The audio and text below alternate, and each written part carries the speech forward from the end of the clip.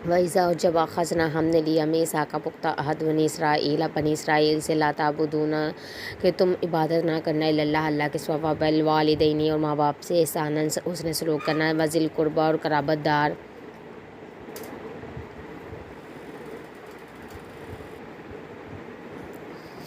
वल यतामा और यतीम वल मसाकिनी और मस्कीन वक़ूलू और तुम कहना लिन्नास लोगों से हुस्नन अच्छी बात अकीमुस्सलाता और नमाज कायम करना व आतुज़ ज़कात और ज़कात देना सुम्मा फिर तवल्लई तुम फिर गई अल्लाह सवाए कलीलन चंद एक के मिनकुम तुम में से वान तुम और तुम मोरिदुन फिर जाने वाले थे।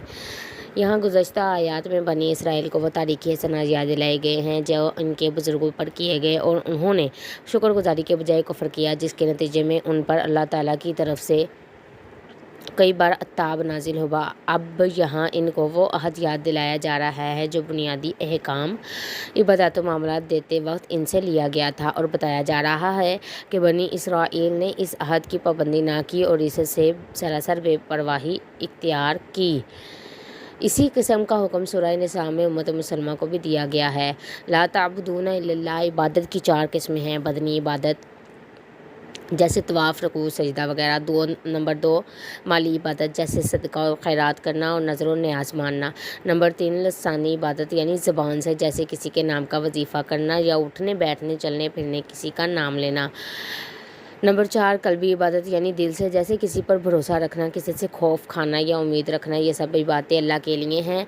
इनमें जिसने अल्लाह के साथ किसी और को शरीक बनाया वो शिरक का मरतकब हो गया। व बिलवालिदैनी एहसानन में माँ बाप के साथ नेकी से पेश आने को अल्लाह ताला ने इस आयत के अलावा मुतादिद दूसरी आयात में इबादत इलाही के साथ बयान फरमाया है, जिससे साबित होता है कि हक़ूक़ुल इबाद में सबसे अफज़ल अमल यही है। अब्दुल्ला बिन मसऊद रदी अल्लाह ताला अन्हु से रवायत है कि उन्होंने रसूलुल्लाह सल्लल्लाहु अलैहि वसल्लम से पूछा सबसे अफजल अमल कौन सा है, तो फरमाया अस्सलातु अला वक्तिहा नमाज को उसके वक्त पर पढ़ना। पूछा फिर कौन सा, फरमाया बिर्रुल वालिदैनी माँ बाप के साथ नेक सलूक करना। पूछा फिर कौन सा, फरमाया जहाद फ़ी सबीलिल्लाह। बाबुल फ़ज़ल अस्सलात लिवक्तिहा में इसका बयान मौजूद है। इसकी वजह यही है कि उन्होंने इसे जन्म दिया, फिर इसकी परवरिश की। रब्बिरहमहुमा कमा रब्बयानी सगीरा सूरह बनी इसराइल की ये आयत है। वल यतामा में यतीम वो है जिसका वालिद बचपन में फ़ौत हो जाए। अली इब्न तालिब बयान करते हैं कि रसूलुल्लाह सल्लल्लाहु अलैहि वसल्लम ने फरमाया बालिग होने के बाद यतीमी नहीं, यानी जो जवान हो जाए, जो बालिग हो जाए, बलूगत की उम्र को पहुँच जाए, वो यतीम नहीं कहलाएगा। वल मसाकीनी की इसकी वजाहत आगे सूरह तौबा में की जाएगी, लेकिन ज़्यादातर मस्कीन उसको कहते हैं कि जो जिसकी वालिदा ना हो, लेकिन इसकी मज़ीद तफसीर आपको सूरह तौबा में बताई जाएगी। वक़ूलु लिन्नासी हुसनन और इब्न कसीर ने फरमाया कौल हुसन ये है कि नेकी का हुक्म दे, बुराई से मना करे, बुर्दबारी और अफ़ो दरगुजर से काम ले, और जैसा कि अल्लाह ने फरमाया कि लोगों से अच्छी बात करे, और वो अच्छी आदत है जिसे अल्लाह पसंद फरमाता है। अबू ज़र रज़ी अल्लाह ताला अन्हु से रवायत है कि रसूलुल्लाह सल्लल्लाहु अलैहि वसल्लम ने फरमाया किसी नेकी की को हकीकत ना समझो, अगर तुम कुछ और ना कर सको तो कम से कम अपने भाई से खुले चेहरे के साथ मिल लो। बनी इसराइल को कौले हुसन अच्छी बात का हुक्म था। हमारी उम्मत को इससे भरकर एहसन सबसे अच्छी बात का हुक्म है। वकुल्ली इबादी यक़ूलू अल्लती हिया अहसनु बनी इसराइल में है, और मेरे बंदों से कह दो कि वो बात कहें जो सबसे अच्छी है। वाक़िमुस्सलात वातुज़्ज़काह इससे मुराद वो नमाज और ज़कात है जो बनी इसराइल अदा करते थे। इल्ला कलीलुम मिनकुम इससे मुराद बनी इसराइल के वो थोड़े से लोग हैं जो रसूलुल्लाह सल्लल्लाहु अलैहि वसल्लम की वास्ते से पहले इस आहद पर कायम रहे या आपके तशरीफ़ लाने के बाद आप पर ईमान ले आए। बाकी सब ने इस अहद व पैमान को से पुश्त फेंक दिया। ये अल्लाह का हद दर्जा का इंसाफ है कि इनकी अहद शिकनी का तज़किरा करते हुए भी सबको मुजरिम करार नहीं दिया, बल्कि अहद पर कायम रहने वालों को खा वो थोड़े थे, अहद तोड़ने वालों से अलग जिक्र फरमाया। वाइज़ और जब अखज़ना हमने लिया मीसाकुम तुमसे पुख्ता अहद ला तस्फ़िकूना कि तुम ना बहाओगे दिमाअकुम अपनों के खून वाला तुखरिजूना और ना तुम निकालोगे अनफुसाकुम अपनों کہ من دیارکم اپنی بستیوں سے اپنوں کو نہ نکالو گے، ثم پھر اقرار تم نے اقرار کیا، وانتم اور تم تشہدون گواہ ہو۔ اس میں یہ ہے بتایا جا رہا ہے ایک دوسرے کا خون نہیں بہاؤ گے اور ایک دوسرے کو ان کے گھروں سے نہیں نکالو گے، کہ بجائے فرمایا کہ تم اپنے خون نہیں بہاؤ گے اور نہ اپنے آپ کو اپنے گھروں سے نکالو گے، کیونکہ امت مسلمہ کے افراد ایک جسم کی طرح ہیں، کسی بھی مسلم کا خون بہانا اپنا خون بہانا ہے۔ رسول اللہ صلی اللہ علیہ وآلہ وسلم نے فرمایا، جس کا ترجمہ یہ ہے، تمام مومن اپنی باہمی دوستی، ایک دوسرے پر رحم اور ایک دوسرے پر شفقت میں ایک جسم کی مانند ہیں۔ جب اس کا ایک عضو بیمار ہوتا ہے تو اس کی خاطر سارا عضو جو ہے اس کو تکلیف ہوتی ہے، سارا عضو تکلیف میں آ جاتا ہے اور سارا جسم بیدار رہتا ہے اور بخار میں مبتلا ہو جاتا ہے۔ نیز فرمایا، جس کا ترجمہ اصل یہ کیا گیا ہے، نمبر 3 دونوں آیتوں کا خلاصہ یہ ہے کہ ان سے 4 عہد لیے گئے تھے، نمبر 1 ایک دوسرے کا خون نہ بہانا، نمبر 2 ایک دوسرے کو گھروں سے نہ نکالنا، نمبر 3 ایک دوسرے کے خلاف مدد نہ کرنا، اور نمبر 4 قیدی کو فدیہ دے کر چھڑا لینا۔ مگر وہ صرف فدیہ پر عمل کرتے اور باقی 3 کی مخالفت کرتے اور بلا جھجک ان کا ارتکاب کرتے۔ تفصیل اس کی یہ ہے کہ مدینہ منورہ میں یہود کے 3 قبیلے تھے، بنو قنیقہ، بنو نذیر اور بنو قریظہ۔ یہ اہل کتاب تھے۔ مدینہ کے ہر عرب قبائل اوس اور خزرج بت پرست مشرک تھے، انہیں کسی آسمانی دین سے سروکار نہ تھا۔ یہود کے ان قبائل سے حلیفانہ تعلقات تھے۔ بنو قنیقہ اور بنو نذیر خزرج کے حلیف تھے اور بنو قریظہ اوس کے حلیف تھے۔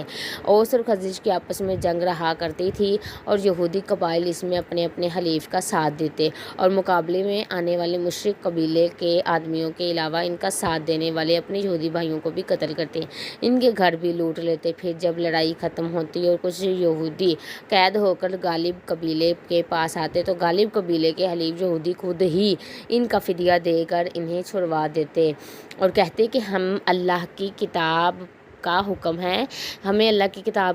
ہے کہ اپنے قیدی بھائیوں کو چھڑاؤ۔ اللہ تعالیٰ نے فرمایا کہ تمہیں فدیہ دے کر چھڑوانے کا حکم تو یاد رہا، مگر اپنے بھائیوں کے خلاف دوسرے کی مدد نہ کرنے، ان کا خون نہ بہانے اور انہیں گھروں سے نہ نکالنے کا حکم یاد نہ رہا، جس پر تم عمل کرتے تو فدیے کی نوبت ہی نہ آتی۔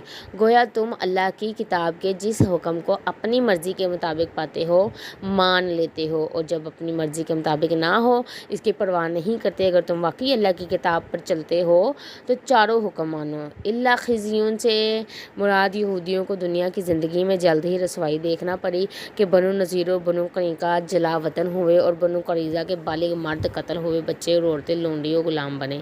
پھر آخرت کے عذاب کا تو دنیاوی عذاب سے کچھ موازنہ ہی نہیں۔ نمبر 3 افسوس،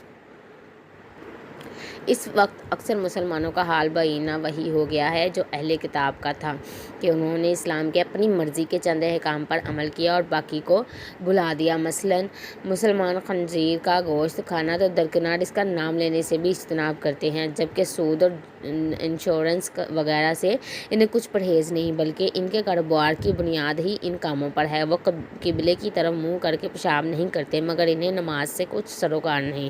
وہ جھٹکے والی مرغی جسے شرعی طریقے سے حلال نہ کیا گیا ہو کھانے سے یورپ اور امریکہ میں جا کر بھی اجتناب کرتے ہیں، مگر شراب اور حرام شباب سے انہیں پرہیز نہیں۔ وہ اپنے آپ کو امت مسلمہ کا فرد کہتے ہیں، پھر کفار کے ساتھ مل کر اپنے ہی بھائیوں کو قتل اور ان کے گھروں اور شہروں کو تباہ و برباد کرتے۔ اس کا نتیجہ دنیا میں ذلت کی صورت میں تو صاف ظاہر ہے۔